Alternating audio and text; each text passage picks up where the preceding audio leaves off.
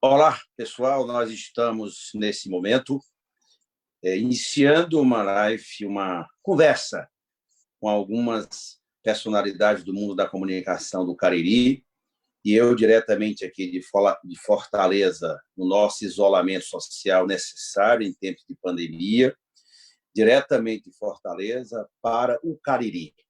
Chama a atenção para que todos possam acompanhar esse nosso bate-papo com os jornalistas e radialistas, o Tasso Araújo, o Fábio Lemos, da Educadora, o Tasso Araújo, da Progresso, né, Tasso? Da Progresso, o Flávio Pinto, que deverá a qualquer momento estar entrando, os nossos, do blog do Flávio Pinto, ele teve um problema da conexão, mas chamo todos para nós partilharmos este momento. Os nossos dirigentes do PT da região, os nossos dirigentes sindicais, os militantes e presidentes do PT, todos que quiserem acompanhar esse nosso bate-papo, é só acessar aí. Deixa eu dizer aqui, eu estava falando que eu estou ficando craque depois dessa...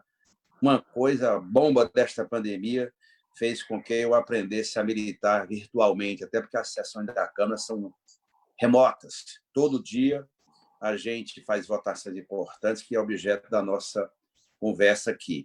Todos podem acessar no meu Facebook, na minha página, no Guimarães 13 PT, no Instagram,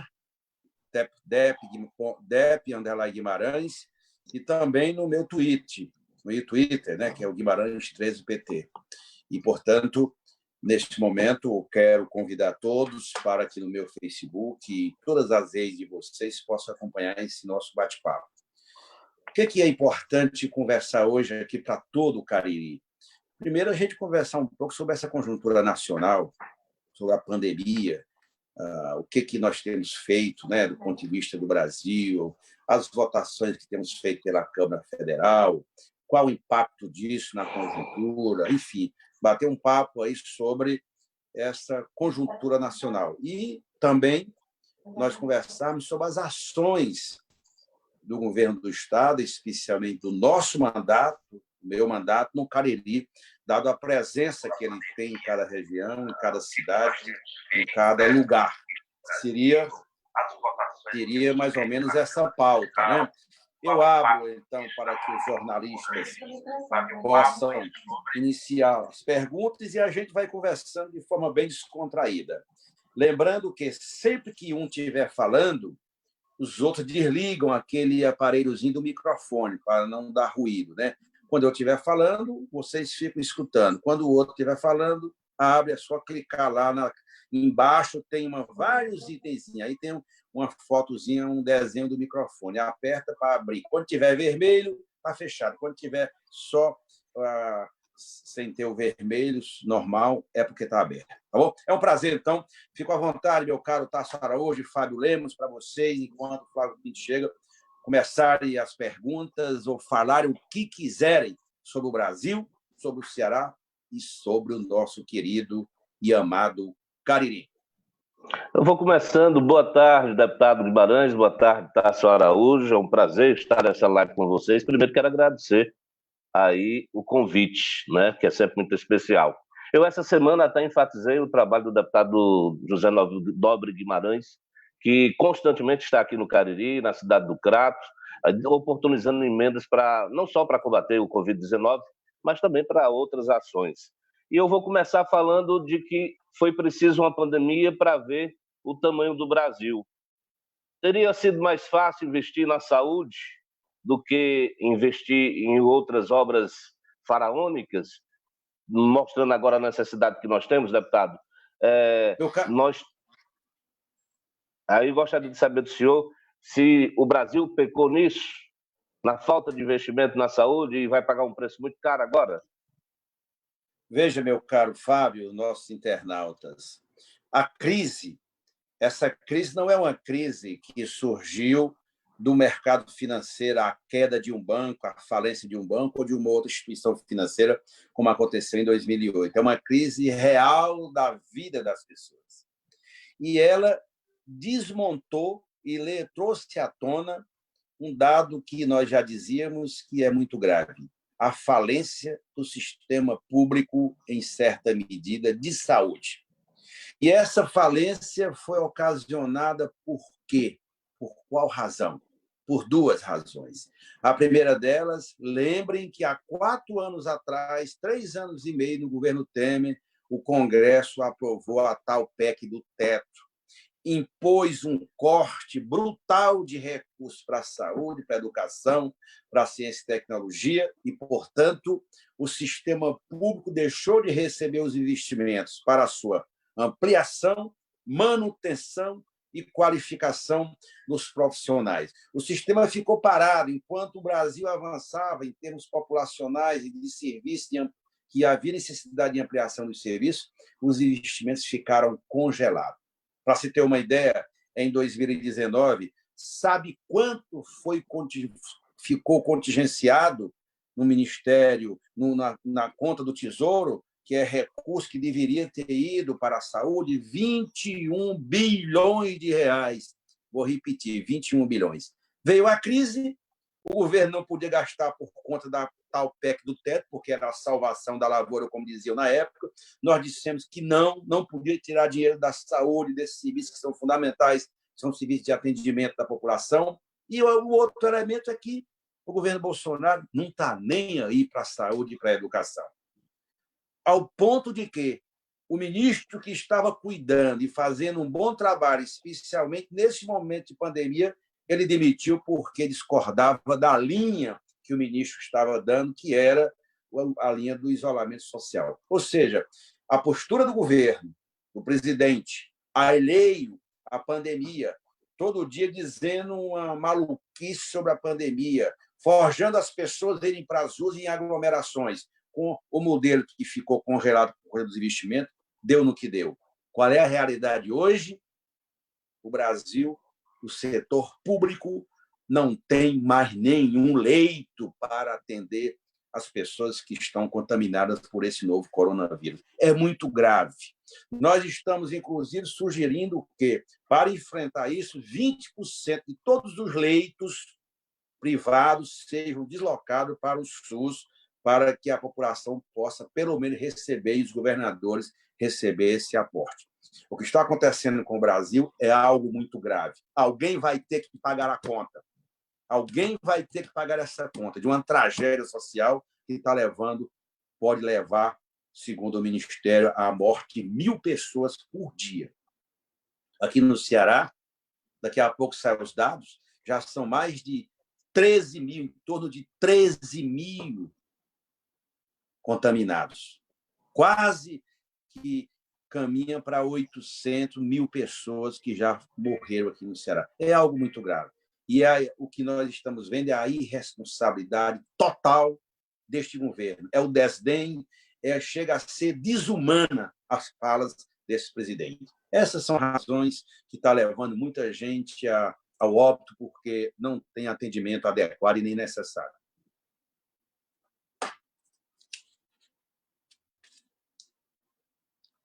Vamos lá?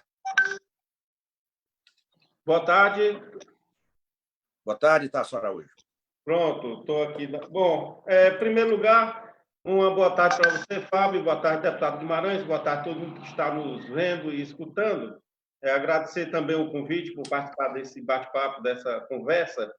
E, deputado, eu queria começar por um tema que eu acho crucial, muito importante. Nós estamos vivendo um momento gravíssimo no Brasil, aliás, no mundo inteiro, mas o Brasil tem um detalhe: nós temos uma crise sanitária que o governo federal se recusa a reconhecer e temos uma crise política que não termina, né, que começou lá atrás.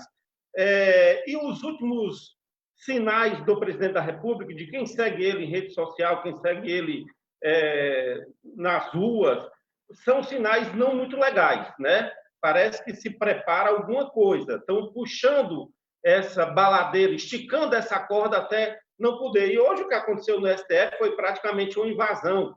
Eu diria que não precisou nem do cabo e o soldado, como dizia um dos filhos do Bolsonaro. Foram lá, fizeram o que quiseram, colocaram em rede social, desmoralizaram praticamente hoje.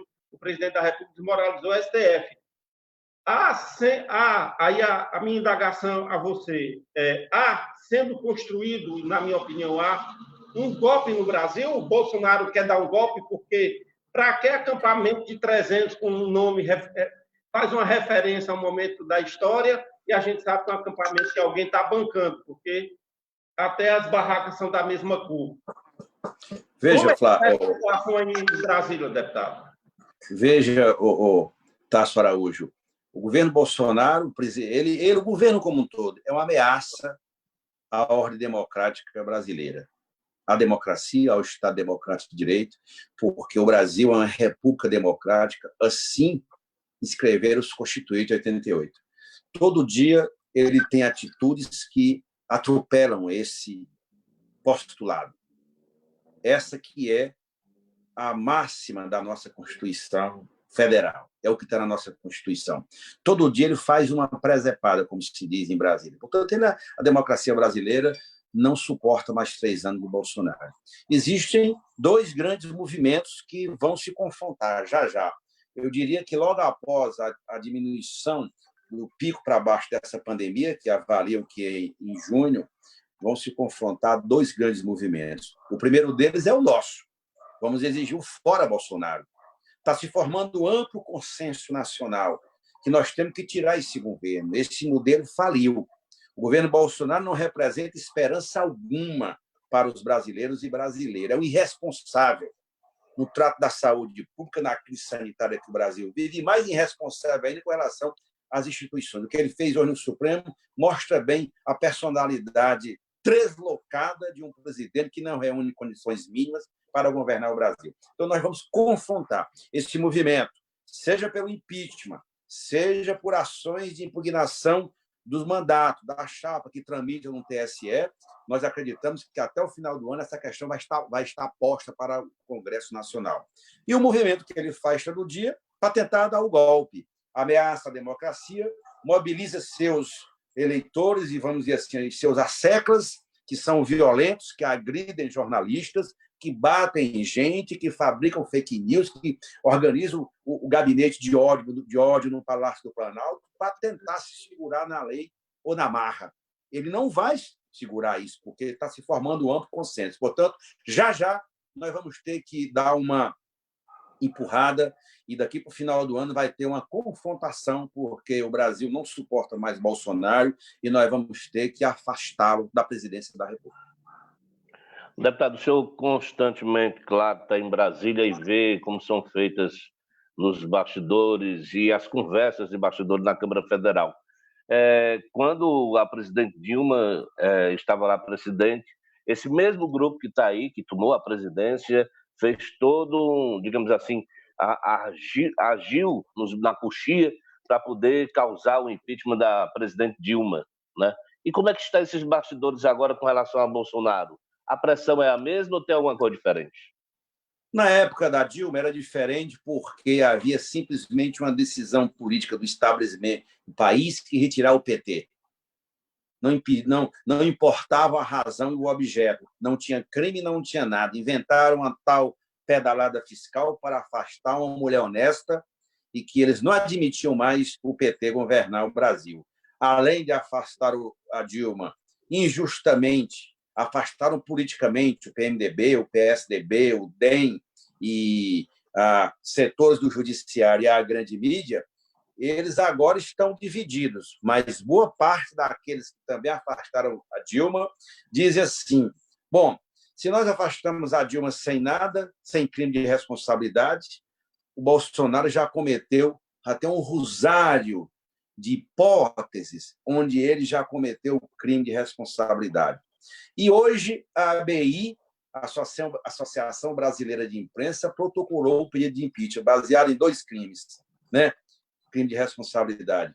O crime por conta do comportamento dele no enfrentamento da crise sanitária e de saúde pública, por ser irresponsável, e 2, o segundo crime por defender cotidianamente o fim da democracia, a volta da ditadura, da tortura e a volta do AI-5. Esses 2 crimes ele vai ter que responder perante o Congresso Nacional. É por isso que eu digo, aquelas forças que têm minimamente compromisso com a democracia, elas avaliam nos bastidores que não dá mais para ele continuar. Em todos os sentidos, em todas as áreas. Na área da saúde, uma crise sanitária desta envergadura, na área da educação. Esse ministro da Educação já comprometeu, pelo menos por uma década, a educação pública brasileira, que é um maluco que está dirigindo o Ministério da Educação. O do Meio Ambiente nem se fala. O ministro do Itamaraty, o ministro das Relações Exteriores também nem se fala. A das mulheres, imagina, aqui Brasil nós estamos, aqui encalacrada, essa gente que elegeu o Bolsonaro meteu todos nós, meteu a democracia brasileira. Portanto, há um ambiente, sim, muito favorável ao afastamento do Bolsonaro. As pessoas estão pedindo apenas tempo, porque não dá para colocar uma questão dessa em plena pandemia. A prioridade agora, que eu concordo, é salvar vidas, ajudar os estados, aqui no Ceará, fazer de tudo para ajudar o governador Camilo Santana, para evitar mais mortes que estão acontecendo aqui no Ceará. É muito grave o que está acontecendo. E alguém vai ter que pagar a conta. E o maior responsável por isso é o presidente Bolsonaro, porque ele disse que essa pandemia, que o coronavírus era uma gripezinha. Ninguém precisava se preocupar. E está aí o resultado. Portanto, ele comete, sim, cotidianamente, crime contra a saúde pública e sanitária e contra a democracia brasileira. Por isso que é um ambiente de afastamento dele. Já essa questão vai estar posta. Conseguiu entrar, Flávio Pinto? Sim. Consegui, deputado. Bom, prazer. Agora está completo o time. Não é o time da Globo, não, mas é o time do Cariri, né? Perfeito. Verdade. Então, Deputado, só pegando o gancho, só fazendo um complemento aí na fala do senhor, falar com relação a esse plano emergencial.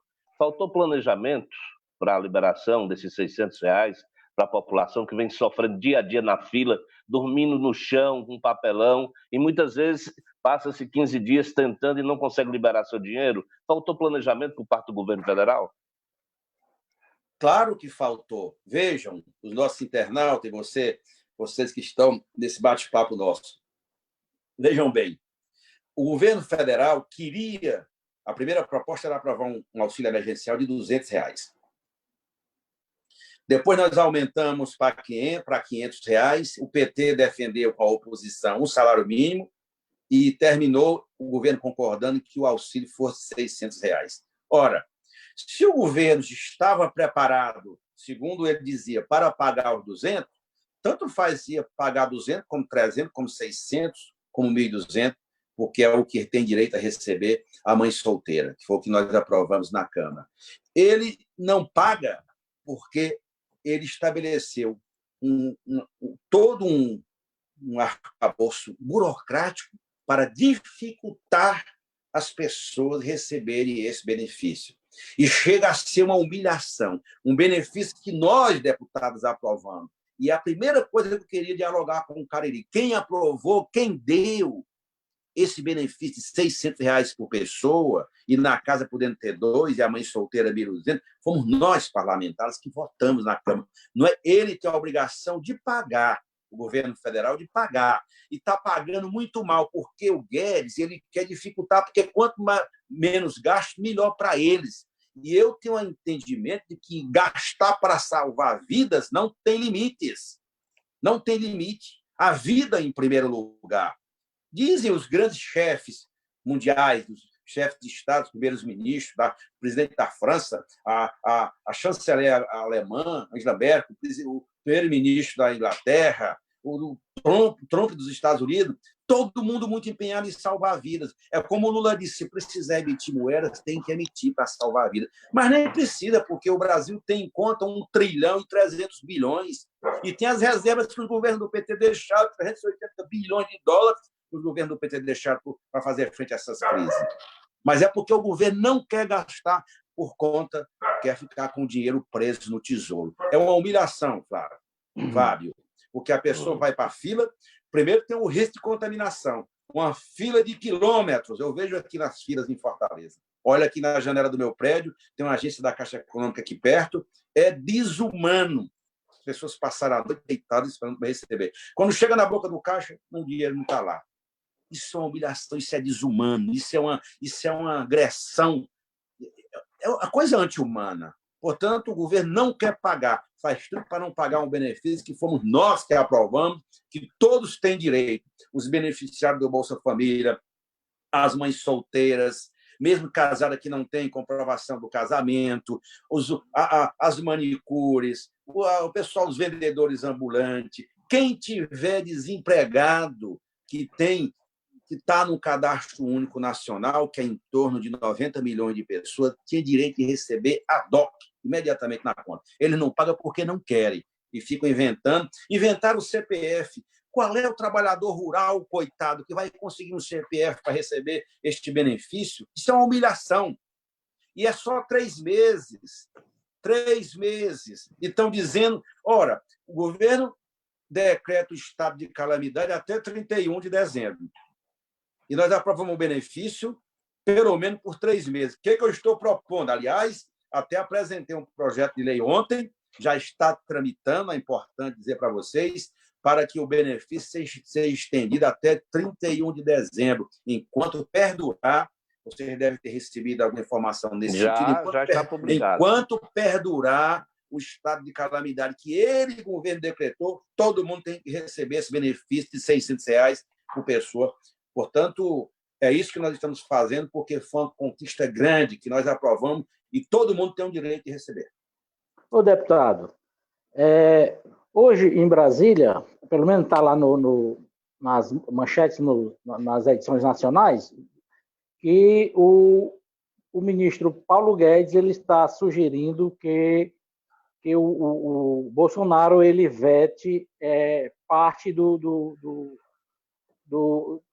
projeto de lei de socorro aos estados, não é isso?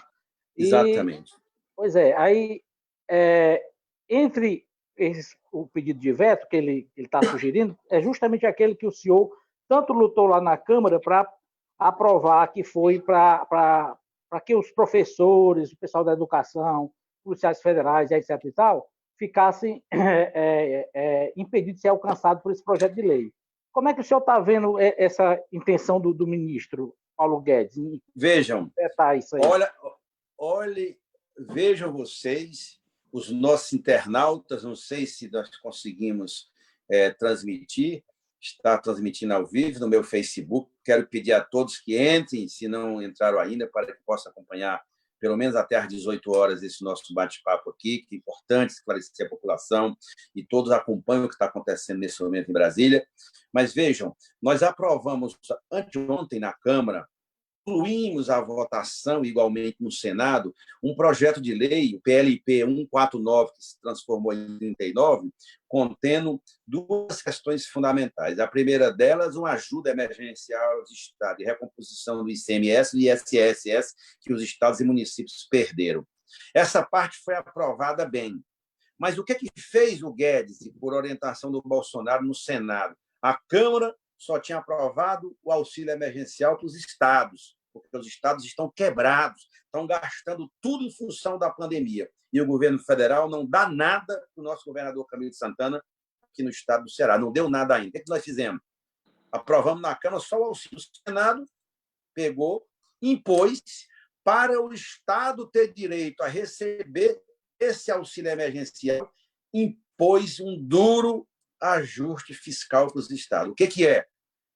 Até o final de 2021, o Estado não pode pagar nenhuma gratificação, não pode fazer concurso público, não pode pagar, não pode dar aumento salarial, não pode aumentar a verba de custeio para a saúde, para a educação, para a segurança pública, engessou totalmente os estados. O que nós fizemos na Câmara?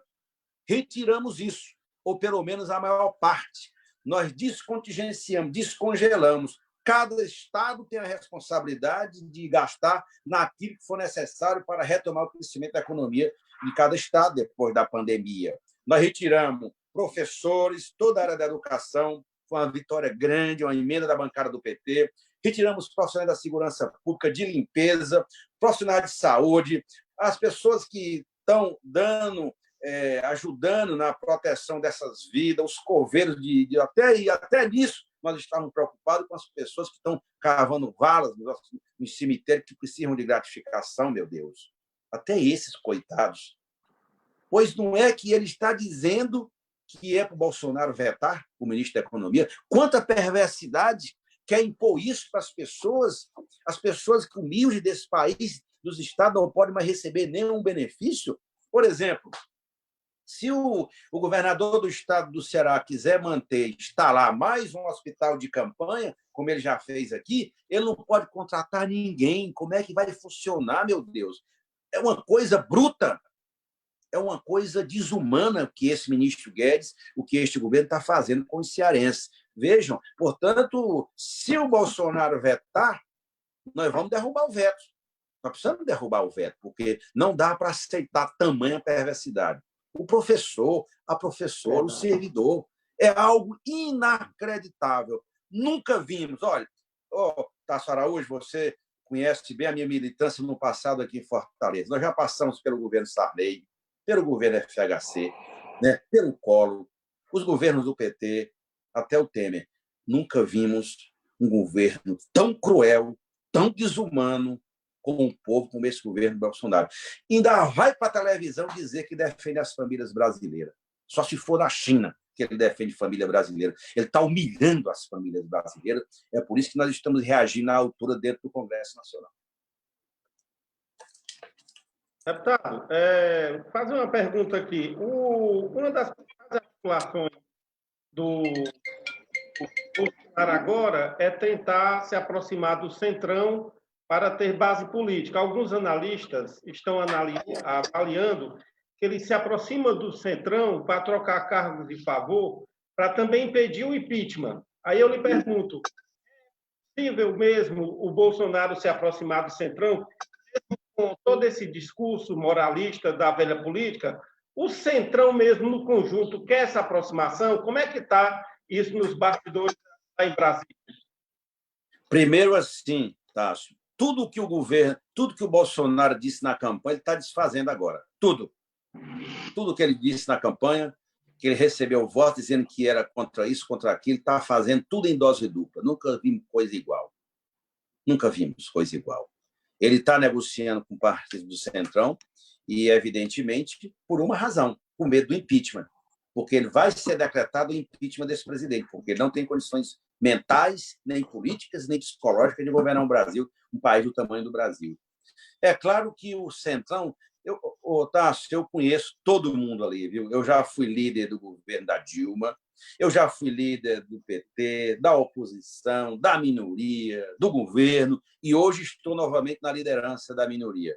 Eu conheço tudo. A mesma facilidade com que o Centrão, alguns partidos poderão ir para o governo, eles desembarcam num espirro também. Portanto, depende das condições de agravamento da crise, porque depois da pandemia nós vamos ter uma segunda crise, que é a crise econômica, que vai ser devastadora do ponto de vista do emprego, do ponto de vista dos negócios, do ponto de vista até do ponto de vista dos empresários. Portanto, eu não acredito que o Centrão vai morrer abraçado com o presidente Bolsonaro, porque ou mais cedo ou mais tarde, a minha visão é que até dezembro vai ter uma confrontação daqueles dois momentos que eu me referi no começo do nosso bate-papo.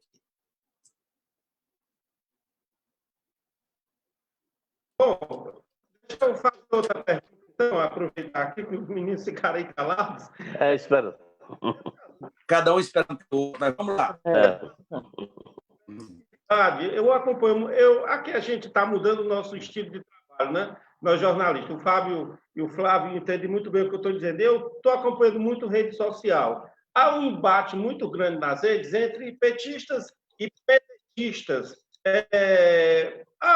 Toda vida que o Ciro dá uma entrevista, a maioria, ele joga umas casquinhas no Lula, não deixa de alfinetar, mas eu vejo a Gleisi falando muito, que é muito amiga do Lupe, uma coisa é o PT, outra coisa é o Ciro. Como é que está essa relação do PT e o PDT? Isso vai estourar aqui no Ceará? Como é que isso está sendo? Lá na frente a gente resolve isso. Lá na frente. O momento agora, em primeiro lugar, é de nos juntarmos para defender vidas, as vidas brasileiras. Isso nós estamos fazendo. as bancadas na Câmara, a bancada do PT, do PDT, do PSB, do PCdoB, do PSOL, da Rede, do PCdoB, estamos muito juntos. Todo dia na Câmara você deve receber aí as mensagens da nossa aliança que temos lá no Congresso Nacional. Em primeiro lugar, o momento é disso, é unir para defender vida, defender o Brasil. Segundo, é votar projetos importantes que beneficiem a população. E terceiro, a luta contra o governo Bolsonaro, que é de todos. Como que vai ficar no final? Depois a gente resolve. Eu prefiro apostar na nossa unidade em tempos de pandemia para derrotar o governo Bolsonaro, ficar identificando uma ou outra divergência que só nos divide. O momento é de união. Até estamos conversando, se saber, com o PSDB e com o Rodrigo Maia, para buscarmos a construção de dois grandes movimentos. Uma ampla frente nacional em defesa da vida e uma ampla frente democrática em defesa da democracia e do ordenamento jurídico institucional democrático do Brasil. Nessa frente, vocês devem ter observado que até o Fernando Henrique Cardoso falou no 1º de maio, no ato das centrais sindicais. Então, a crise política do Brasil é de tal ordem que exige todos os democratas um pouco de sacrifício, um pouco de renúncia de suas posições individuais e pensarmos mais coletivamente no Brasil. Deputado, aproveitar aí que o senhor fala que não, vamos deixar para falar para frente com relação a esse embate do PT com o PDT, mas nós notamos que há algum tempo o PT ele vai se renovando, né? Vai se renovando. Cogita-se em alguns nomes, até porque o presidente Lula, devido à idade, né, devido a outras circunstâncias, não possa mais concorrer à presidência. Então, que outros nomes a nível nacional o PT teria? Se fala muito do governador Camilo Santana, nós temos também o nome do senhor como uma grande liderança no PT. Quais são as alternativas do PT? E esta renovação é uma realidade? Vejam, eu quero confessar um segredo para vocês. Alguns até já sabem. Meu grande desejo é natural e eu não escondo isso em ninguém, é o dia poder governar o Ceará. Eu alimento essa esperança, que a vida é cheia de altos e baixos, mas não tem missão mais importante no ser humano é governar o seu Estado. Tanto, em primeiro lugar, e segundo, o PT tem vários outros nomes, a começar pelo governador Camilo Santana. O Lula sempre é e sempre será um grande cabo eleitoral nacional. É o mais forte candidato. Mas é como ele diz, eu já estou com 74 anos, né? É uma vida realizada de pleno êxito, o melhor presidente da história recente do Brasil, depois de Juscelino. Todas as indicações que ele foi o mais abençoado, mais amado, mais querido. Ele vai ser uma pessoa-chave, se ele quiser será candidato, mas eu não sei, viu? Acho que para mim, o natural é ele apoiar um nome que seja capaz de dar continuidade a aquilo que tão bom nós fizemos pelo Brasil. Nós temos o nome do governador Camilo Santana, que é o cearense. Eu sou um admirador, até pela relação de confiança e amizade, confiança política e amizade pessoal. Todo Cariri sabe da minha relação pessoal, frequenta a casa do governador, somos amigos antes mesmo dele ser deputado. Quantas vezes eu não frequentei a casa dele aí na Serra, aí em Barbalha? Quantas vezes? Então, nós somos amigos, portanto, é um quadraço da política brasileira. Tem o governador também da Bahia, o Rui Costa, tem o Haddad, que é uma grande liderança que surgiu na última eleição. O PT tem vários governadores, portanto, tem dirigentes. O PT, quadro não falta para governar o Ceará e governar o Brasil. Ô, deputado, mas se eu puder, se o Lula não for candidato, se eu puder, claro, eu vou ajudar e pilotar o nome do governador Camilo Santana, né? O nome do governador Camilo Santana. Sim. Ô, deputado, por gentileza, me permita trazer a conversa aqui um pouco para o Cariri. Muito bem. Uma preocupação do seu mandato, que a gente tem percebido, é socorrer, nesse momento de pandemia, socorrer os municípios da região no qual o senhor foi muito bem votado, né?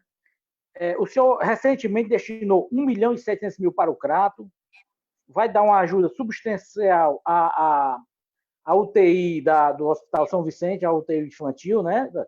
Do Hospital São Vicente, em Barbalha. Me diga uma coisa, e diga aqui para todo o pessoal que está nos assistindo, há uma previsão de quando esses recursos vão efetivamente chegar no Crato e em Barbalha, para o hospital, no caso? Já estão quase todos empenhados e a maioria desses recursos pagos já, né? Já está pago, já estão quase todos pagos já. Ótimo. Deixa eu lhe relatar, e é importante, porque um parlamentar, Flávio, Tasso e Fábio, ele tem que ter, é o que eu procuro fazer, ele tem que ter 3 dimensões do mandato.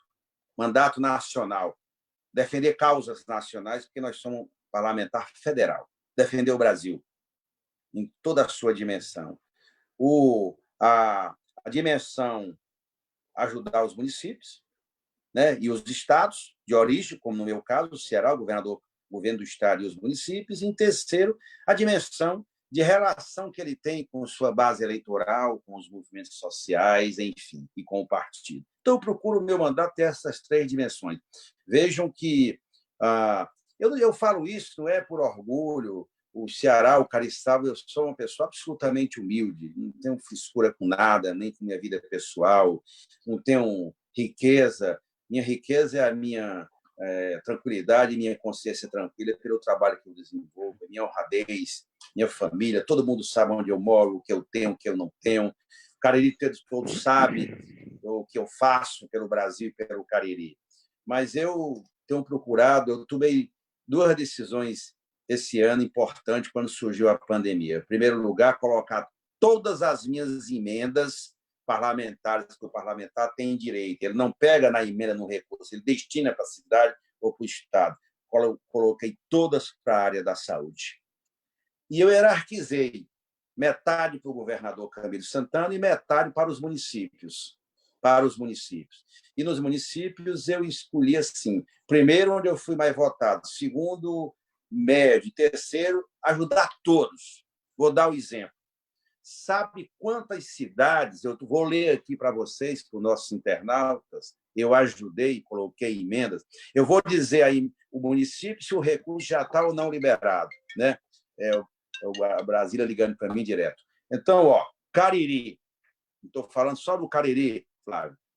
Abaiara, recurso empenhado e pago. Caririaçu, recurso empenhado e pago. Altaneira, recurso empenhado e pago. Barbalha, 2 tipos de recurso. Um recurso para a prefeitura, e veja que o prefeito lá nem vota em mim.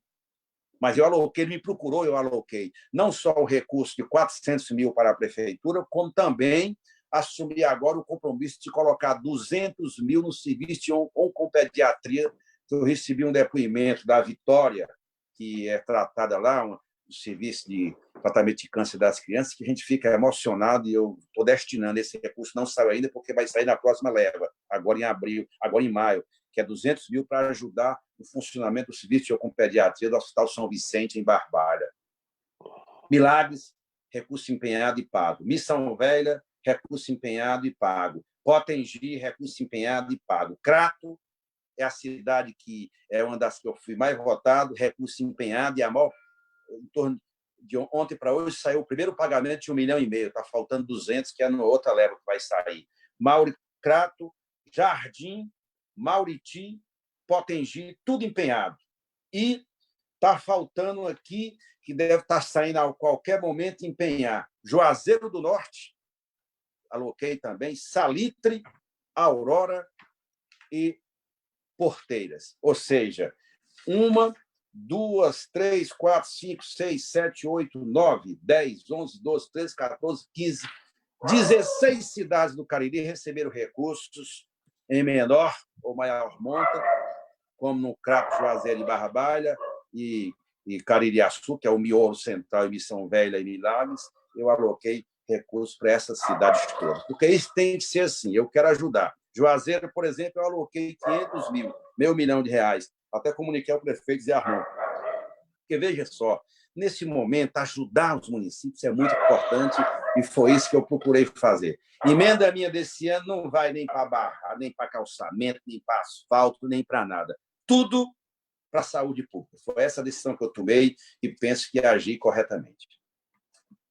Deputado, da questão nacional um pouquinho, como é que a bancada da oposição, a oposição aí na Câmara, pretende barrar essas ações, né? O Bolsonaro, a bancada de apoio aí, com apoio inclusive do Maia e do Alcolumbre, tem aprovado, vocês têm conseguido algumas vitórias, mas essa questão dos servidores tirou professor, tirou saúde, tirou, mas deixou ainda, né? Quer dizer, não foi uma vitória completa. Há um trabalho do governo em aprovar e colocar a crise na conta do trabalhador, do pobre.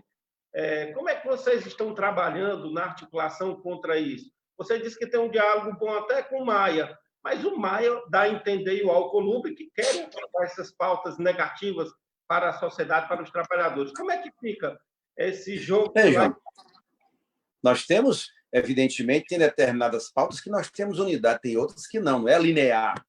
Para defender a democracia, eles nos ajudam. O Maia é um democrata e ele nos ajuda. Para defender servidor, ou ele fica em silêncio, como ele ficou anteontem, ou ajuda contra, porque eles têm uma opinião mais para o lado fiscalista. E nós não aceitamos essa máquina dos neoliberais de centro-direita, que o servidor é a geni, é a causa principal dos problemas da gestão pública das várias cidades e do país. Não é.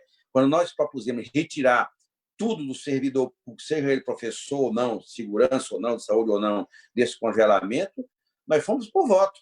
Nós só temos na Câmara, são 130 votos da esquerda, PT e dos partidos do campo de esquerda. Nós tivemos 206 votos. Tivemos mais 76 votos de outros partidos. Perdemos, mas aí fomos para a política de redução de danos. Nós perdemos a emenda dos servidores, lamentavelmente, a mobilização foi pequena, mas é assim. Não é porque nós fomos derrotados que a gente deixaria de lutar por outras conquistas, como nós fizemos para a área da educação, segurança pública, da saúde, enfim. É assim a disputa política. Ora ela é global, ora ela é pontual. Alguém mais aí? Pronto. Tem mais 15 minutos. Bom, então, conversando com o deputado federal aí, Guimarães, aqui o Zé Brasil agora está no Partido dos Trabalhadores, né? O PT filiou o Zé Hilton Brasil, e que notoriamente aí está a um passo da reeleição. Não se fala em política devido à pandemia, claro, né? Mas nós temos aqui várias ferramentas e o Hospital Manuel de Abreu é uma dessas que vai se transformar num, digamos assim, num dragão do mar aqui do Cariri, né? Vai para a cultura e tudo. Nós temos a policlínica aqui que ainda está fechada, não foi entregue, né? Tendo em vista do Hospital Regional do Cariri, tendo em vista da pandemia, há algum projeto com relação a um novo hospital que poderá ser implantado na região do Cariri? Há alguma possibilidade do próprio Crato ganhar esse hospital ou uma ferramenta, tendo em vista que vai ficar aí a lição dada pela pandemia do coronavírus? Vejam, o Cariri, especialmente o Crato, Juazeiro e Barbalha, já tem equipamentos públicos suficientes para atender a demanda. O que nós precisamos é fazer investimento em custeio para colocá-los em funcionamento. Nós temos vários hospitais filantrópicos, nós temos o Hospital Regional em Juazeiro e toda a área de medicina em Barbalha, né? Portanto, o desafio é nós colocarmos tudo que temos para funcionar. As policlínicas, os centros de especialidades odontológicas, ampliar o serviço. O que eu penso que o Crato necessita, e isso é uma frustração, porque nós não conseguimos, estava quase assinado, prontinho para sair do forno, que era a criação, a ida da universidade, a ida da faculdade de medicina para o Crato. Todo mundo sabe que, de última hora, a ministra do Tribunal de Contas da União suspendeu a portaria do ministro Mercadante, e a Dilma ficou... Foi uma sabotagem, né? Foi uma sabotagem, né, deputado? Depois vieram botar a culpa em mim, os meus adversários. E o senhor carrega, muitos lhe culpam até hoje por isso. Como se eu fosse ministro do Tribunal de Contas da União. Isso foi uma sacanagem que fizeram, impediram a Dilma de divulgar, de soltar a portaria que levava a faculdade de medicina para o Crato. Exatamente isso, a sacanagem que fizeram dos golpistas que tiraram a Dilma naquele momento, né? Que era um conluio que existia. E a ida de uma faculdade de medicina iria possibilitar também a ida de um hospital universitário, do Crato, em função, porque combinaria as duas coisas. Infelizmente, essa questão, em tempos de governo Bolsonaro, é praticamente impossível.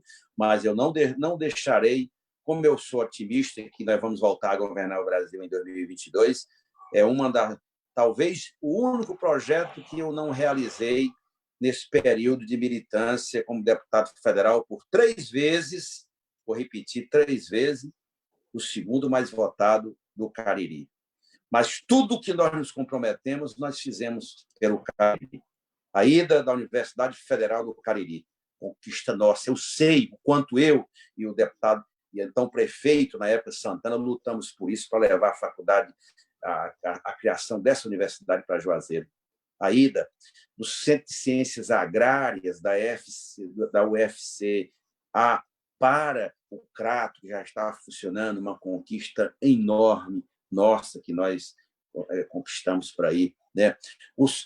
Nós remodelamos todo o setor de financiamento do Cariri no governo Lula e Dilma, onde o FNS serviu de instrumento para alavancar o crescimento e o desenvolvimento do setor têxtil e do setor de confecções, da empresa de confecção, que deu uma nova dimensão ao setor no Juazeiro do Norte. Os investimentos que fizemos em obras estratégicas, como a Transposição do São Francisco, as obras que o governador Camilo Santana está desenvolvendo. O Cariri tem sido uma das nossas prioridades e eu vou continuar assim, porque o que eu já ajudei, Juazeiro do Norte e Barbalha, essas cidades que iniciaram quando foi o meu primeiro mandato, o que eu estou ajudando agora, o Crato, tendo à frente o prefeito Zé Ailton, que é um grande prefeito, e eu digo para vocês, com todo e para o nosso internauta, com toda a sinceridade do mundo, se tem uma coisa que nós fizemos que me enche de felicidade, foi trazer o Zé Ailton para o PT. Nós devemos muito isso à disposição dele, o esforço que nós fizemos, eu, o deputado Fernando Santana, o governador Camilo Santana, o Pedro Lobo, que é presidente do PT, que foi um grande parceiro nessa empreitada, o diretório municipal do Crato. Nós estamos bem no Cariri. E o meu papel é ajudar. Por isso que eu tenho me dedicado tanto a ajudar o Crato, Fábio. Você sabe disso, não é de agora, desde a gestão do ex-prefeito Ronaldo. O Minha Casa e Minha Vida, que nós levamos para aí na época do governo, finalzinho do governo da Dilma, né? Os investimentos que o Camilo já levou para isso, você fez referência ao Centro Cultural, enfim, é muita coisa que as obras que nós colocamos do ponto de vista da infraestrutura do Crato, eu mesmo, enfim, eu sou muito feliz por ajudar no desenvolvimento do Cariri. E quando eu ajudo, eu dou um exemplo para vocês. 18 cidades que eu mobilizei recursos para combater a Covid-19 no Cariri. Não é pouca coisa, independente de ter prefeito. Mesmo se o prefeito não vota no deputado Guimarães, eu ajudei porque é o melhor caminho para proteger as pessoas. Ô, deputado, a princípio nós estamos aí há 5 meses das eleições municipais, né? Mas muito tem se falado a nível nacional de uma provável prorrogação dessas eleições. Como é que o senhor está vendo essa questão? O senhor acredita que esse ano ainda deva ocorrer eleições? E como está o PT se preparando para essas eleições? Veja, provavelmente a eleição será realizada em novembro. Não há clima para prorrogar mandatos. Não há. Nós não vamos fazer isso porque teria que passar pelo Congresso Nacional, teria que analisar uma proposta de emenda constitucional. Portanto, não terá prorrogação de mandato. O que pode ocorrer, dependendo do prolongamento da pandemia, a eleição, ao invés de ser realizada no começo de outubro, como estava prevista, ser realizada na segunda quinzena de novembro. É o que se comenta e é o que se faz. Acho que as eleições serão realizadas ainda este ano. É o que eu percebo, é o que eu escuto e é o que eu vejo. Em segundo lugar, não é tempo, não é momento para discutir, mas no levantamento que nós temos, e até o início dessa pandemia nós trabalhamos bem, só no Cariri nós temos 18 pré-candidatos, o PT está hoje com 76 pré-candidatos a prefeitos e prefeitas no estado do Ceará. Das 21 cidades polos, nós temos candidatos competitivos em 13 delas. Cidades polo, Crato, Juazeiro, Quixadá, Itapipoca, Sobral, Crateús, são essas cidades que eu me refiro, né? Em 13 delas, nós temos candidatos competitivos. Então, nós vamos trabalhar muito após a pandemia. Não é prioridade agora discutir eleição, a prioridade agora é salvar vidas, ajudar o governador Camilo Santana e ajudar o meu Cariri. Só sinto falta das minhas viagens que sempre aconteciam. 2, 3 vezes por mês que eu ia ir para o Cariri, as nossas conversas, as nossas reuniões, as nossas descidas no aeroporto, as nossas idas de carro. Eu tenho um carinho, e o povo do Cariri sabe, muito grande por essa região, porque é a região que, pela terceira vez consecutiva, me dá o maior volume de votos que eu obtive em todas essas eleições.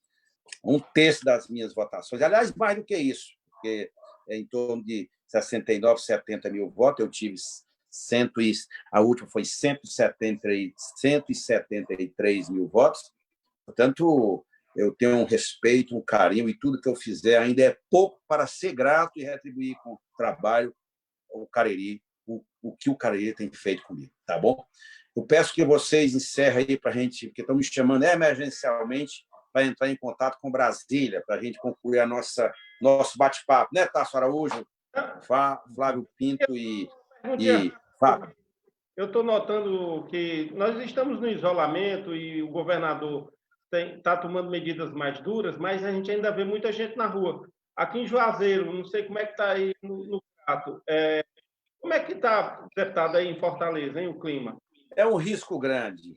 Eu hoje estava falando com uma pessoa que trabalha comigo, que é um motorista, ele veio aqui em casa conversar comigo e disse que muita gente andando nas ruas. Isso é um risco muito grande.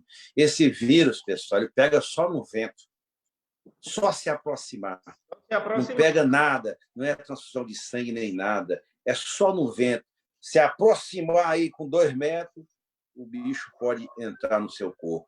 É uma tragédia isso. Portanto, o isolamento social é o único caminho possível para evitar mortes. O governador tem sido muito duro nisso. A partir de amanhã, ele vai endurecer. O lockdown vai ser instalado em Fortaleza, porque as pessoas não estão obedecendo. Não se dão conta que não tem mais UTIs, não tem mais leitos para hospitalizar ninguém. Está tudo estourado. O sistema está esgotado. Portanto, o isolamento social, meus queridos internautas, peço assim de coração, façam o que puder para ficar em casa. Saia com extrema necessidade. E se sair, põe a máscara. Pelo amor de Deus, põe a máscara, porque você pode estar evitando uma morte se você tiver um cuidado mínimo que as pessoas não estão tendo. Meu Deus do céu. Bom, então, boa noite aí para todo mundo, né? Boa noite, Flávio. Boa noite, pessoal. E para todo mundo, fiquem em casa, né, gente? Exatamente, a hashtag é fiquem em casa. Eu agradeço, viu, Tasso, Flávio e Fábio, que vocês reproduzam, usem os argumentos que eu falei com toda a transparência, os nossos internautas das minhas redes, acionem. Muita gente acompanha o nosso trabalho em Brasília. Eu, como líder, tenho trabalhado muito em Brasília, aqui no Ceará, ao lado do governador Camilo Santana, para fazer o melhor pelo cearense. Muito obrigado. E eu vou já entrar noutra videoconferência, tá bom? Um beijo no povo do Cariri e um abraço para vocês. Tudo de bom e muito obrigado por vocês terem participado deste nosso bate-papo. De coração, tá bom? Um abraço. Mas eu quero agradecer. Boa noite a todos, tá? Boa noite, deputado. Até a próxima, pessoal. Valeu, um abração.